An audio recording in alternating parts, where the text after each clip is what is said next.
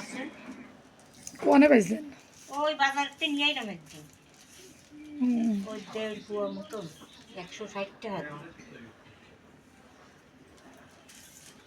হয়ে গেছে বেশ কতদিন 1.5 পোয়া 160 টাকা?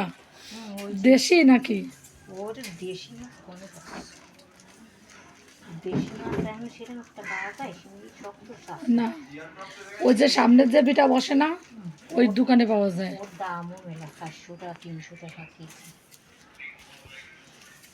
এমনিটাই না তারও বেশি এমনিটাই ওই চাষেরটা তাই 100 টাকা 120 টাকা কুয়া বেছে